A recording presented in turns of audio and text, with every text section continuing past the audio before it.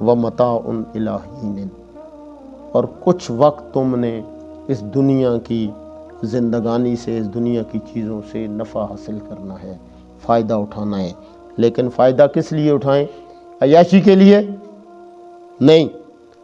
دیکھیں اللہ فرما رہے ہیں قال فیہا تحیون، تمہیں اسی دنیا کے اندر ایک زندگی دی ہے کہ زندگی گزارو، لیکن کیسے زندگی گزارو؟ اپنی مرضی کی نہیں، اللہ اور اس کے رسول کی مرضی کی۔ وفیہا تموتون، اور اسی میں تمہیں موت بھی آ جانی ہے، کوئی وقت پتہ نہیں کب آ جائے۔ نحمدہ ونصلی ونسلم علی رسول الکریم، اما بعد، فقال اللہ تعالی قال اہبطوا، اب تم سارے کے سارے جنت سے چلے جاؤ۔ ہبط ہے بلندی سے پستی کی طرف آنا، بلندی سے عروج سے زوال، کامیابی سے ناکامی کا سفر۔ دیکھیں نبی ہیں، گناہوں سے معصوم ہیں، اللہ کی طرف سے امتحان آیا، اللہ نے، نبی تو پہلے ہی خطاؤں سے پاک ہوتے ہیں، اس کے باوجود انہوں نے رب تعالیٰ سے معافی بھی طلب کر لی، لیکن اس کے باوجود معاملہ وہیں پہ رکا نہیں۔ سوچنے کی بات ہے۔ تو اللہ رب العالمین نے امتحان کے لیے، اب یہاں سے امتحان شروع ہو، یہاں سے، اور سب کا ہو گیا، شیطان کو بھی بھیج دیا اور سیدنا آدم کو بھی۔ قال اہبطوا، اب سارے کے سارے چلے جاؤ، بعضکم لبعض عدو، انسان بھی آپس میں دشمن ہوں گے اور شیطان اور انسان بھی آپس میں، کیونکہ شیطان صرف جنات سے نہیں،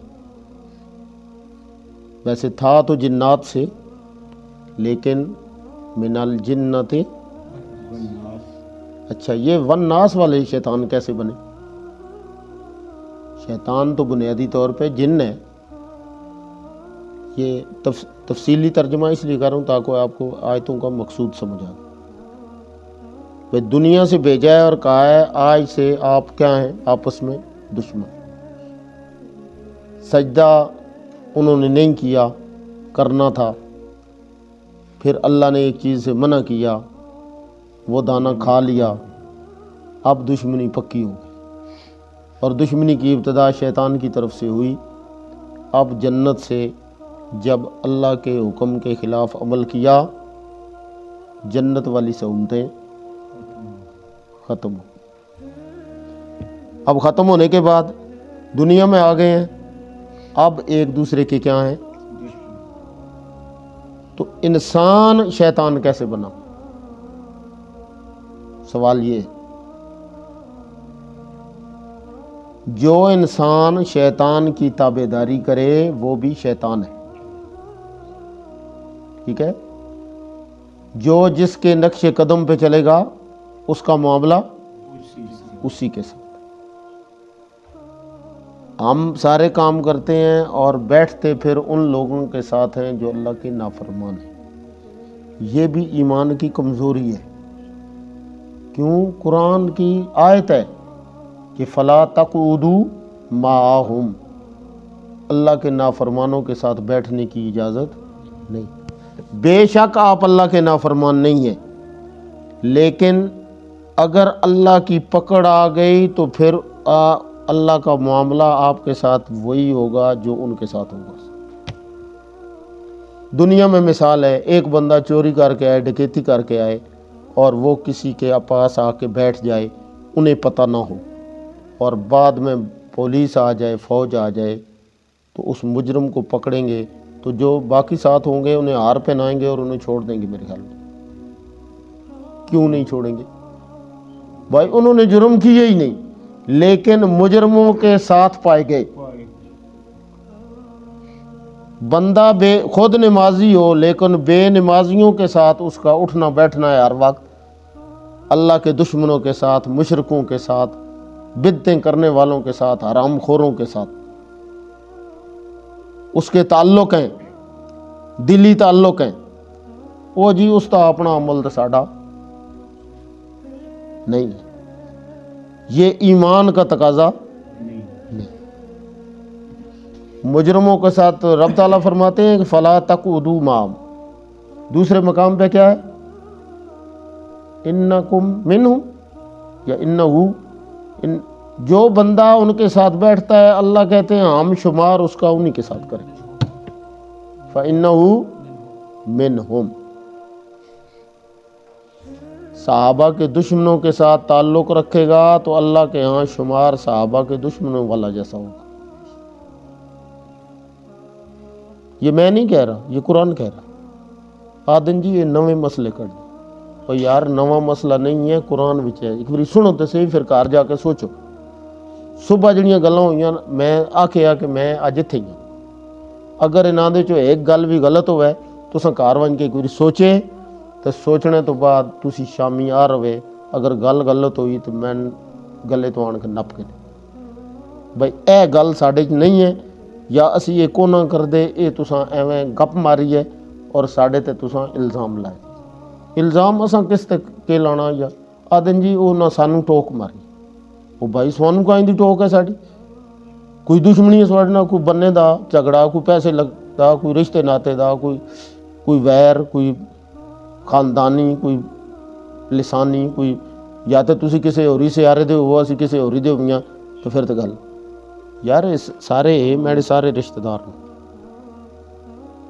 میں صبح بھی عرض کر رہا سا بھائی اللہ جڑی ایک تو یہ اینک ہے نا، جڑی اللہ مین اینک لائی ہے نا، اگر وہ سن لگ ونجے نا، یہ نہیں یہ کرے کہ اللہ سواڑی نظر محفوظ رہے، کہ جڑے اینک مین لگی ہے اگر سن لگ ونجے تو یقین منو بھائی راتی سن نیندر نہ آ۔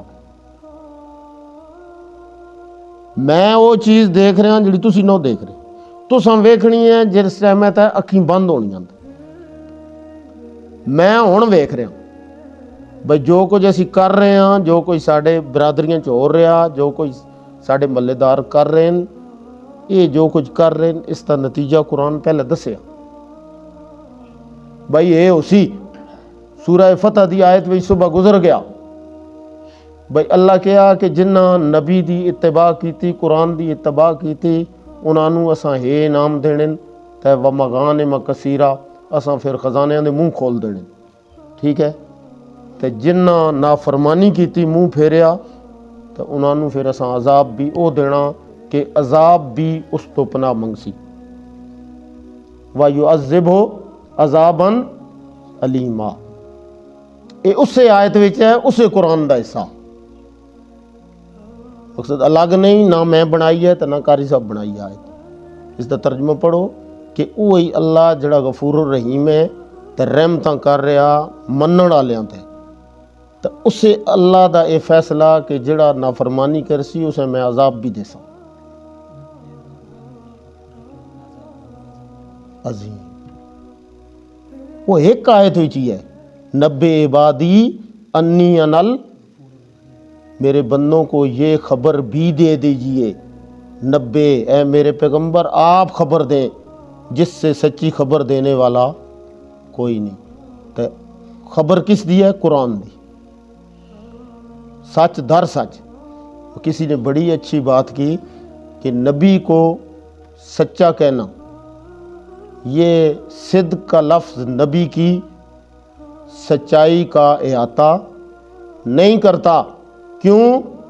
یہ تو ہماری مجبوری ہے کہ لفظ صدق ہی بول سکتے ہیں کہ نبی صادق تھا، ورنہ لفظ صادق میرے نبی کی صداقت بیان کر سکتا نہیں، کیوں کہ یہ وہ نبی ہے کہ جو اس کے پاؤں میں آ کے بیٹھ جائے وہ صدیق بنتا ہے، جو غلامی اختیار کرے وہ صدیق بنتا ہے، تو پھر اس نبی کے کیا کہنے ہوں گے؟ صدیق مبالغے کا صیغہ ہے کہ جو کائنات میں جس سے بڑا سچا کوئی نہیں، وہ صدیق ہے، یہ نبی کا غلام ہے۔ جو نبی کے قدموں میں آ کے بیٹھے وہ صدیق بنتا ہے، تو نبی کیسے صادق ہو گئے؟ لیکن مجبوری یہ ہے کہ اس کے علاوہ لفظ کوئی نہیں، ورنہ نبی کی صداقت اتنی ہے۔ تو وہ سچا نبی بتلا دے اور رب کی خبر بتلائے، نبے متنبے کر دیں، انہیں یہ خبر پہنچا دیں، ان کے کان میں یہ خبر پہنچ جائے، انی انا الغفور الرحیم، کہ میں بڑا ہی غفور، معاف کرنے والا اور رحم کرنے والا ہوں۔ لیکن اساں ادھی آیت پڑھنی، وَأَنَّ عَذَابِي هُوَ الْعَذَابُ الْعَظِيمُ، تو میرا عذاب بھی بڑا عظیم ہے۔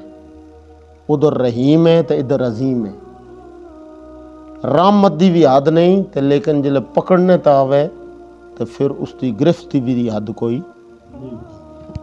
تو دو چیزاں ذہن میں رکھنی، الایمان بین الخوف والرجاء، ایمان اللہ کو لو، اللہ تے امید دا بھی نہ ہے تے اللہ تو ڈرنے دا اور خوف دا بھی نہ ہے، کہ اگر اس پکڑ لیا تو چھڑیسی کون، تے پکڑ لوے تو اس کو لو پوچھنے والا بھی کوئی۔ ان تعذبہم فانہم عبادک وان تغفر لہم فانک غفور الرحیم، اگر تو انہیں عذاب دے پھر بھی تو اس سے پوچھنے والا کوئی نہیں، اور اگر تو انہیں معاف کر دے پھر بھی تو اس سے پوچھنے والا کوئی نہیں۔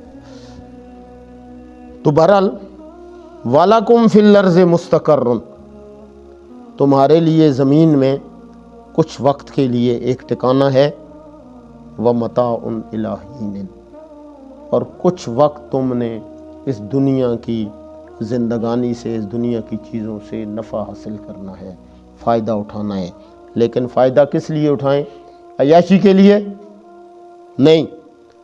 دیکھیں اللہ فرما رہے ہیں قَالَ فِيهَا تَحْيَوْنَ، تمہیں اسی دنیا کے اندر ایک زندگی دی ہے کہ زندگی گزارو، لیکن کیسے زندگی گزارو؟ اپنی مرضی کی نہیں، اللہ اور اس کے رسول کی مرضی کی۔ وَفِيهَا تَمُوتُونَ، اور اسی میں تمہیں موت بھی آ جانی ہے، کوئی وقت پتہ نہیں کب آ جائے، کب وہ بندہ آ جائے اور کہے بھائی تیاری کر، پھر مہلت تھی دل کو، مہلت تھی تو دل کو تھا بیکاریوں سے شغل، اب کام یاد آئے تو مہلت نہیں رہی۔ جب مہلت تھی تو اس وقت بیکار اور فضول کام کرتے رہے، اور جب کام یاد آئے تو اس وقت مہلت باقی نہیں۔ وَفِيهَا تَمُوتُونَ، اسی میں موت آ جانی ہے، وَمِنْهَا تُخْرَجُونَ، اسی زمین سے واپس اٹھانا ہے۔ اب اگلا جو حکم دیا ہے نا، دیکھیں دنیا میں انسان کا لباس وقت کے ساتھ بوسیدہ ہو کے خراب ہو جاتا ہے، پھٹ جاتا ہے، ضائع ہو جاتا ہے، کوئی کانٹا لگ جائے، کوئی تیز دھار چیز لگ جائے تو لباس باقی رہتا ہے؟ پھٹ جاتا ہے۔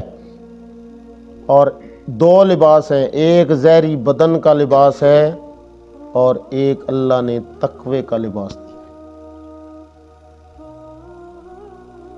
تو جس طرح زہری دنیا کا لباس دنیا کے اسباب آ جانے سے پھٹ جاتا ہے، اسی طرح تقوی کا لباس بھی، اور دنیا کا لباس پھٹ جائے تو انسان گزارا کر سکتا ہے، لیکن اگر تقوی کا لباس پھٹ گیا تو پھر جنت میں نہیں جا سکتا۔ دیکھنا وہ اللہ کے حکم میں تھوڑی سی اللہ کے منشا کے مطابق تبدیلی آئی تو جنتی لباس رہا ہے نہیں، فوراً پھٹ گیا۔ اور جنتی لباس پھٹ جائے تو بندہ جنت میں ہو تو پھر بھی باہر نکل جاتا ہے، پھر جنت میں نہیں رہ سکتا۔ تو اگر دنیا میں پھٹ گیا تقوی والا لباس تو جنت میں کیسے جائے گا؟ نہیں جا سکتا۔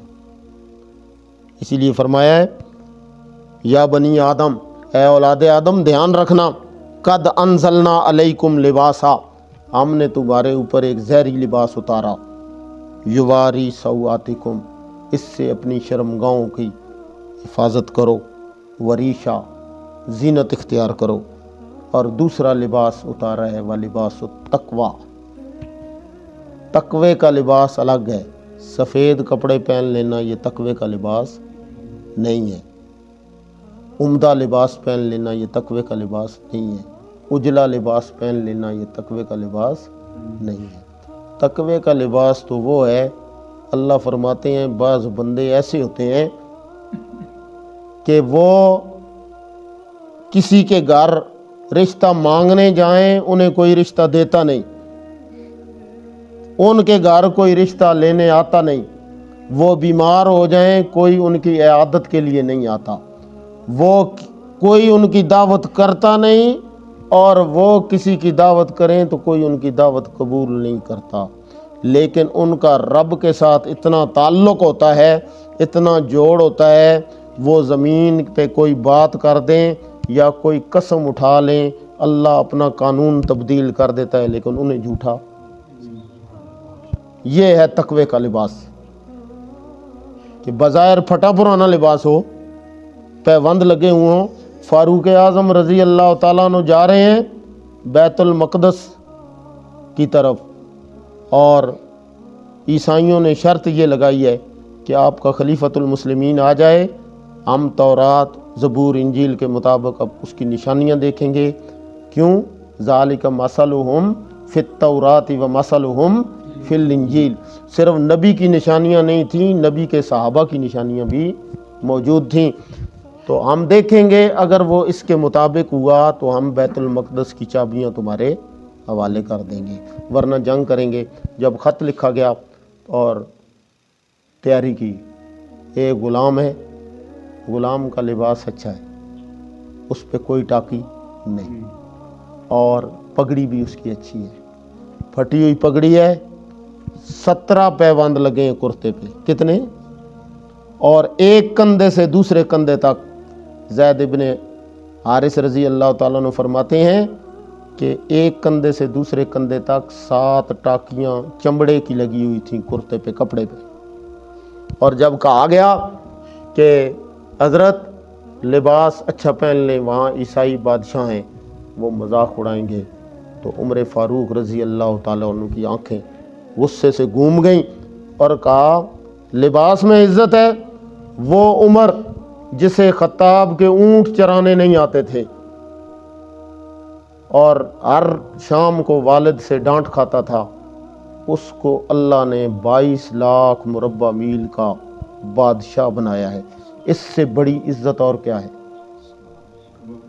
اور وہی لباس پہنا ہوا گیا، ایک سواری ہے، 2 بندے ہیں، دوسری سواری نہیں لی، بھائی ایک سے کام چل سکتا ہے، بیت المقدس کی دوسری، اس کے لیے دوسری سواری نہیں لی۔ خلیفۃ المسلمین نے لینا چاہے، آج ایک آپ کا سی او اور ایک بریگیڈیئر نکلتا ہے تو 50 گاڑیاں ساتھ ہوتی ہیں، ایک وزیر نکلتا ہے 200 گاڑیاں ساتھ ہیں، روٹ لگ گئے، کوئی روٹ نہیں، کوئی کچھ نہیں، ایک منزل ایک چلتا ہے، دوسرا سواری کرتا ہے۔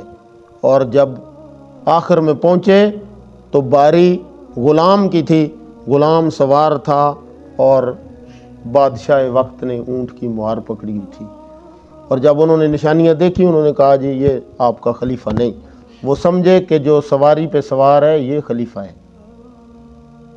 اور جب ان کی نگاہیں نیچے پڑیں ان کی چیخیں نکل گئیں اور سب نے کہا اشہد ان لا الہ الا اللہ وان محمدا عبدہ ورسولہ۔ تو یہ وہ غلام ہیں کہ یہ لباس تقوی تھا کہ کیسر اور کسریٰ اپنے محلوں میں بیٹھے کانپ رہے ہیں، اور عمر کے لباس بدن پہ واجبی لباس بھی کوئی نہیں، کرتا بنوا لیا ہے تو پوچھنے والا کہتے ہیں جی کہ عمر کا حکم مانو گے؟ کہتے ہیں نہیں مانیں گے جب تک یہ نہیں بتلائے گا کہ ایک چادر سب کو ملی ہے، اور تیرا ایک چادر سے کرتا بنتا نہیں، یہ کرتا کہاں سے بنوایا ہے؟ اور انہوں نے کہا میں نہیں کہتا، عبداللہ ابن عمر بتلائے گا۔ انہوں نے کہا میرے حصے کی چادر میں نے اپنے والد کو دی ہے، تو یہ 2 چادروں سے کرتا تب بنائے۔ عبداللہ ابن عمر کو لڑکوں نے کہا عید آ گئی ہے تو نیا لباس لے، گیا ہے والد کے پاس، وہ کہتا ہے جی میرے پاس پیسے نہیں ہیں۔ انہوں نے مشورہ کیا اور کہا کہ ابو عبیدہ کو کہو جو خزانے کا انچارج ہے، امین الامہ، امت کا سب سے امین ترین امانت دار بندہ، وہ خزانے کا سربراہ ہے۔ حضرت عمر نے خط لکھا کہ اگلے مہینے کی تنخواہ دے دی جائے۔ اس نے ابو عبیدہ نے جو جملہ لکھا نا، تو عمر بھی اس کی آنکھوں میں آنسو آ گئے اور خاموش ہو گیا۔ اس نے لکھا کہ امیر المومنین یہ لکھ دیں کہ آپ 1 مہینہ تک زندہ رہیں گے، اس بات کی ضمانت لکھ دیں تو میں تنخواہ دینے کے لیے تیار ہوں، ورنہ ابو عبیدہ سرکاری خزانے سے آپ کی ڈیوٹی سے پہلے آپ کو تنخواہ دینے کا مجاز نہیں ہے، شریعت مجھے اجازت نہیں دیتی، آپ ضمانت دے دیں تو میں دے دوں گا۔ حضرت عمر نے رکا رکھا اور رونا شروع کر دیا، اور بیٹے کو کہا بیٹے جو بات ابو عبیدہ نے لکھ دی ہے میں اس کے آگے کچھ بھی نہیں کر سکتا، تیرا باپ کہاں سے ضمانت دے کہ میں 1 مہینہ زندہ رہوں گا۔ یہ ہے تقویٰ، یہ تھا خوف خدا، یہ تھی اللہ اور اس کے رسول کی اطاعت۔ یہ تقویٰ آ جائے پھر جنت کیا ہے؟ سارا کچھ انسان کے لیے، وَلَكُمْ فِيهَا مَا تَشْتَهِي أَنفُسُكُمْ وَلَكُمْ فِيهَا مَا تَدَّعُونَ۔ ابھی دل میں خواہش آئے گی، خواہش بعد میں دل میں آئے گی، اللہ پہلے وہ پوری کر دیں گے۔ جو مانگے گا وہ تو ملے گا نا۔ مَا تَشْتَهِي أَنفُسُكُمْ، دل میں خیال، بدن میں اس کی ضرورت ابھی مچلے گی، اس سے پہلے اللہ پوری کر دیں گے۔ نُزُلًا مِّن غفور الرحیم۔ یہ سارا کچھ وہی تھا جو استقامت علی الدین تھی، جو توحید پہ، رسالت پہ، صحابہ کی عدالت پہ، اس پہ استقامت اختیار کی۔ بندے کہنے والے کہتے رہتے، لیکن صحیح بات سمجھیں، صحیح بات سوچیں، یہ تقویٰ ہے۔ اور اگر تقویٰ کی تشریح کروں تو اس کے لیے میرے خیال میں 2 دن چاہیے۔ تقوی کے 7 درجے ہیں اور وہ سارے ہوں تو پھر بندہ متقی۔ مختصر بتلا دیتا، توحید کا تقوی یہ ہے کہ کبھی زندگی میں شرک نہ آئے، سنت میں تقوی یہ ہے کہ کبھی زندگی میں بدعت نہ آئے، رسم و رواج نہ آئے۔ اس کے بعد ہے حلال میں تقوی یہ ہے کہ کبھی حرام نہ آئے، اور پھر جو چیزیں مکروہ، جو چیزیں شریعت نے پسند کی ہیں، ان کی صورت میں کبھی شریعت کی ناپسندیدہ چیز مکروہات میں سے کوئی چیز نہ آئے۔ وہ وضو کے مکروہات ہوں، وہ لباس کے ہوں، وہ کھانے پینے کے ہوں، وہ کسی جگہ پہ کھڑے ہونے کے ہوں، وہ جس درجے میں ہوں، مکروہ نہ آئے۔ مکروہ کا مطلب کیا ہے؟ جو چیز شریعت کو اچھی نہیں لگتی، شریعت کو، اللہ اور اس کے رسول کو یہ بات اچھی۔ اب یہ مکروہ ہے نا کہ آپ لہسن کھا کے، پیاز کھا کے مسجد میں آ جائیں، تو نسوار جنے عدد پا منہ رکھی ہوندی نے، تو پھر نہ وہ کلی کرنی ہے تو نہ وہ کرنا، جڑے بندے نال 2 بیٹھے ہوندے نے 3، انہاں دا کام ٹائٹ ہو گیا۔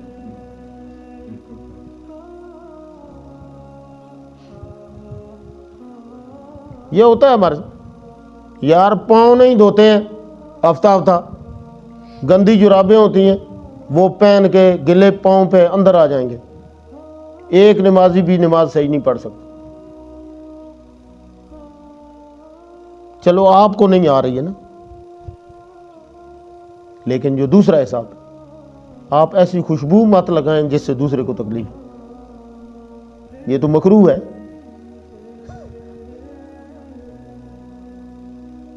ایسا کام مت کریں کہ جو دوسرے کے لیے تکلیف کا باعث بنے. آپ کے لیے ہو سکتا ہے اچھا ہوگا, آپ کو پسندیدہ ہوگا, لیکن اس کا بھی دھیان رکھیں کہ کسی دوسرے کو اس کی وجہ سے تکلیف نہ ہو, وہ کام بھی نہ کریں. تو مکروہات سے بچیں, تقوی کا تقاضا یہ ہے.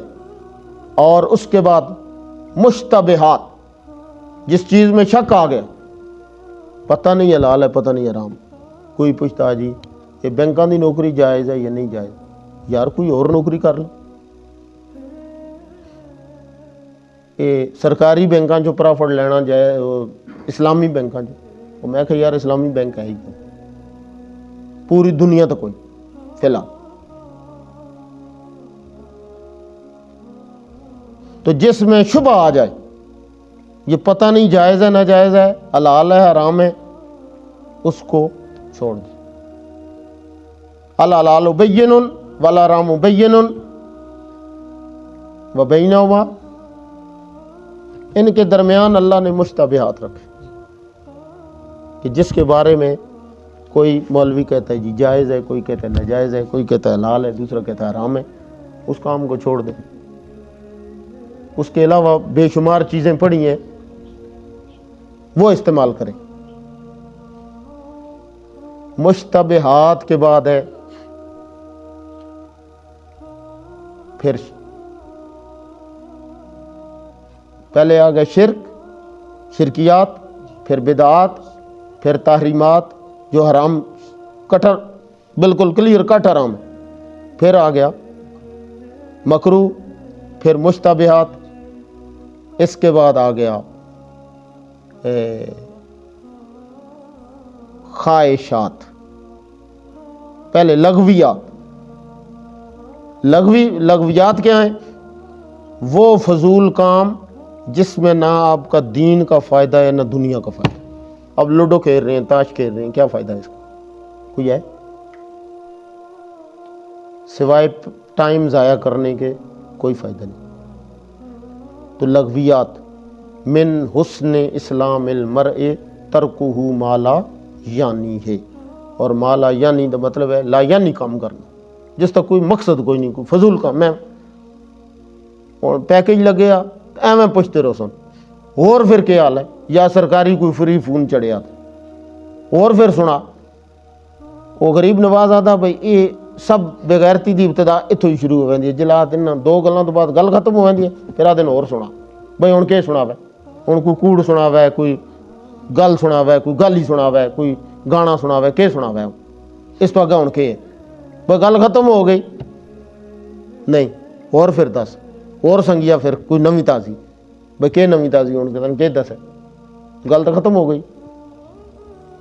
بھائی تم والنا میں بھی والنا, تو اس تو بعد پھر اور سناؤ, اور تو پھر سلیموں ہی سنا پہ. ٹھیک ہے, تو اس کے بعد آخری جو ہے وہ ہے شہوات اور خواہشات. زین للناس حب الشہوات من النساء والبنین. ایک آپ کا کام 2 جوڑوں سے چل سکتا ہے, تو 6 جوڑے بنانا, 4 جوڑے بنانا, یہ خواہشات ہیں. ایک مکان ہے, پھر دوسرا, پھر تیسرا بنا رہے, سنگل سٹوری تھی, پھر ڈبل, پھر ٹرپل, پھر اس کے اوپر پھر ممٹی, پھر اس کے ساتھ ایک اور باتھ روم, 10 دکانیں تھیں, 10 گاڑیاں تھیں, آگے ہی آگے جا رہا ہے. زین للناس حب الشہوات من النساء والبنین والقناطیر المقنطرۃ من الذهب والفضہ والخیل المسومۃ والانعام والحرث ذالک متاع الحیات الدنیا. جڑا بندہ تمبو وچ گزارا کر رہا, زندگی اس دی بھی گزر رہی ہے, تے محل دا اگر 1000 ایک کمرہ بھی ہو جائے تے سونا 6 فٹ لمبائی تے 3 فٹ چوڑائی تے. تو قبر کو سوچ لیا کر کہ کتنے محل ہوں گے, کتنی سی جگہ ہوگی. 2 گز زمین کا ٹکڑا چھوٹا سا تیرا گھر ہے, دنیا کے اے مسافر منزل تیری قبر ہے, طے کر رہا ہے جو تو 2 دن کا یہ سفر ہے. عمر دراز مانگ کے لائے تھے 4 دن, 2 آرزو میں کٹ گئے 2 انتظار میں. کتنا ہے بد نصیب ظفر دفن کے لیے, 2 گز زمین بھی نہ ملی کوئے یار. 10 ਮੁਰੱਬਿਆਂ ਦਾ ਮਾਲਕ ਹੈ ਤਾਂ ਆਖਰ ਤੱਕ ਕਫਨ ਨਸੀਬ ਨਹੀਂ ਹੋਇਆ। ਲਾਸ਼ ਨਹਿਰ ਵਿੱਚੋਂ ਮਿਲੀ ਹੈ, ਇਲਾਕੇ ਦੀਆਂ ਮਸਜਿਦਾਂ 'ਚ ਐਲਾਨ ਹੋਇਆ ਤੇ ਸਾਰਿਆਂ ਕਿਸੇ 10 ਕਿਸੇ 50 ਰੁਪਇਆ ਦਿੱਤਾ ਤੇ ਕਫਨ ਉਸ ਨੂੰ ਪਾ ਕੇ ਦਫਨ ਕੀਤਾ ਤੇ 2 ਹਫ਼ਤੇ ਤੋਂ ਬਾਅਦ ਪਤਾ ਚੱਲਿਆ ਕਿ ਬੰਦਾ 50 ਮੁਰੱਬੇ ਦਾ ਮਾਲਕ ਹੈ।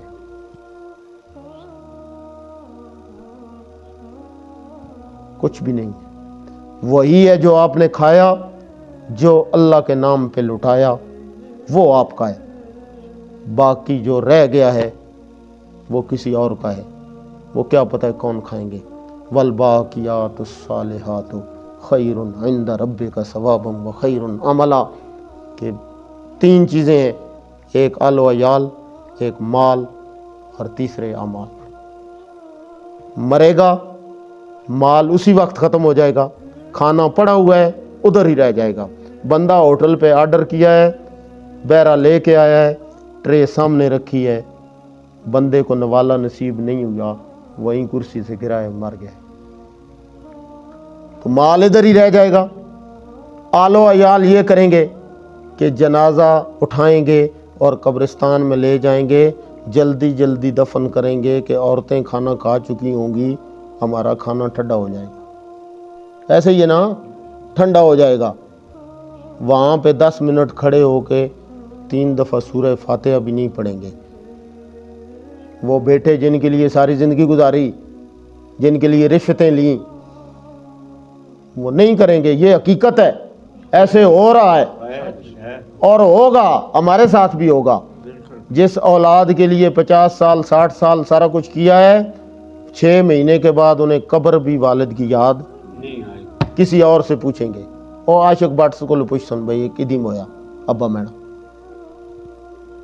जब पक्की करवानी होगी ना तो किसी और की करवा देंगे। ये गांव में हुए हैं, अभी भी हो रहे हैं, ये हमारे साथ भी होगा। माल भी इधर रह जाएगा, आलो अयाल भी रह जाएंगे। खुश नसीब हो वो इंसान है कि जिसने वल बाकियातुस सालिहात, जिसने अल्लाह और उसके रसूल की इताअत की, ये क़यामत की सुबह तक उसके साथ रहेगा। जब अजाब के लिए जाने लगेगा ना तो रोज़ा सामने आ जाएगा, कुरान सामने आ जाएगा कि अल्लाह नहीं, दुनिया में ये मेरे साथ इसने ताल्लुक़ रखा, आज इसे अजाब ना दे। ये चीज़ें पैगंबर की शरीयत, ये ढाल बनेगी, ये बचाएगी अल्लाह के अजाब से। बाकी यौम यफिर्रुल मर्उ मिन अखीहि व उम्मिहि व अबीहि व साहिबतिहि व बनीहि लिकुल्लि इम्रिइन मिनहुम यौमइज़िन शानुन युगनी, कोई नहीं बचाएगा, सारे भाग जाएंगे। जिस बीवी के लिए सारा कुछ करता रहा, जिस औलाद के लिए, वो एक नेकी भी देने के लिए तैयार नहीं होंगे। तो बचेगा वल बाकियातुस सालिहात खैरुन इंदा रब्बिका सवाबुन व खैरुन अमला व खैरुन मरद्दा। वो बंदा वही इस पे भरोसा भी रख सकता है, उम्मीद भी रख सकता है, जिसने अल्लाह और उसके रसूल के साथ वफ़ा की है। जिसने अल्लाह और उसके रसूल से वफ़ा की है, कभी क़यामत के दिन अल्लाह और उसका रसूल उसके साथ बेवफ़ाई नहीं करेंगे। वाखिर दावाना अनिल हम्दुलिल्लाहि रब्बिल आलमीन।